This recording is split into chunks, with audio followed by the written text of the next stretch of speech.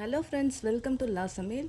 இன்றைக்கி என்ன பார்க்க போகிறோன்னா, ஒரு இட்லி தோசைக்கெலாம் சைட் டிஷ்ஷான கொத்தமல்லி சட்னி தாங்க. அது டேஸ்ட்டாக இருக்கும். எப்படி பண்ணுறதுன்னு பார்க்கலாம் வாங்க. தாளிப்பு கொடுத்துக்கலாங்க.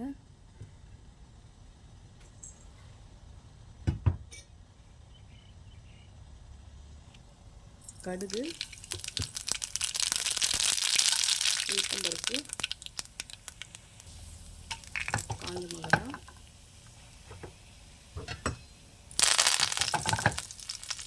அவ்வளோதாங்க தாளிப்பு. இப்போ ஒரு கடாய் வச்சுட்டு எண்ணெய் ஊற்றலாங்க.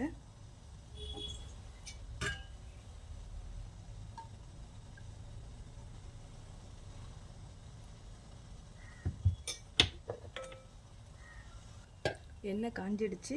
இப்போ உளுத்தம்பருப்பு போட்டுக்கலாங்க. நல்லா ஒரு 1.5 டேபிள் ஸ்பூன் போட்டுக்கலாங்க உளுத்தம்பருப்பு. இது நல்லா பொன்னிறமாக வறுக்கணும்.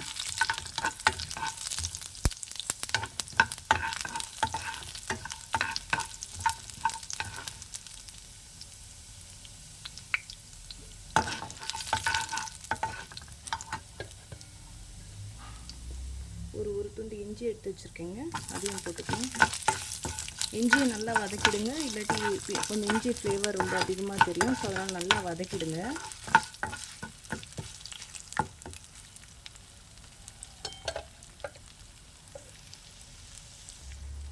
இப்போ வதங்கிடுச்சுங்க. இந்த உளுத்தம்பருப்பை தனியாக எடுத்து வச்சுக்கலாம். இஞ்சி இருக்கட்டும், உளுத்தம்பருப்பு மட்டும் எடுத்துக்கலாங்க.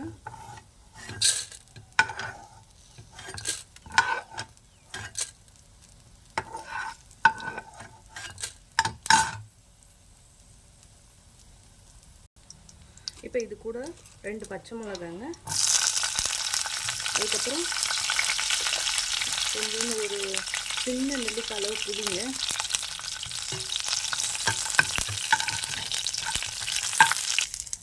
இப்போது தேங்காய் ஒரு 3 பீஸ் எடுத்துருக்கேங்க, கட் பண்ணி எடுத்துருக்கேன். அந்த தேங்காயும் போட்டு கொஞ்சம் வதக்கிக்கணும்.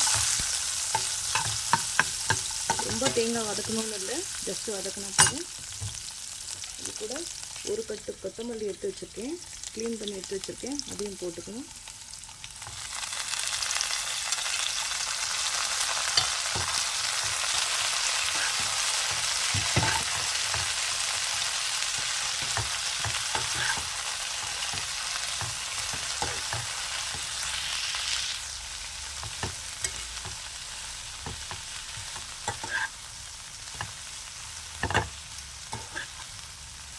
ரொம்ப வதக்கணும்னு இல்லைங்க, ஜஸ்ட்டு லைட்டாக வதக்கினா போதும். அப்போ தான் அந்த ஃப்ளேவர் நல்லா இருக்கும். சும்மா கொஞ்சமாக வதக்கிட்டு ஆஃப் பண்ணிவிடுங்க, அந்த சூட்டிலே போதும் அது. இப்போ இந்த அளவுக்கு வதக்கினா போதுங்க. ஒரு 1 மினிட் வதக்கினா போதும். இந்த அளவுக்கு வதக்கினா போதும். இப்போ இதை ஆற வச்சு அரைச்சி எடுத்துகிட்டு வந்துடலாங்க. ஃபஸ்ட்டு மிக்சியில் இந்த தேங்காய், பச்சை மிளகா, புளியெல்லாம் போட்டு நல்லா ஒரு பல்ஸ் மோடில் விட்டு எடுத்துகிட்டு, அதுக்கப்புறம் வந்து வறுத்து வச்சு உளுத்தம்பருப்பு, கொத்தமல்லி எல்லாம் போட்டு அரைக்கணுங்க. அவ்வளோதாங்க. அரைக்கும் போது கூட சால்ட்டு சேர்த்து அரைக்கணும். நான் காமிக்கிறேன்.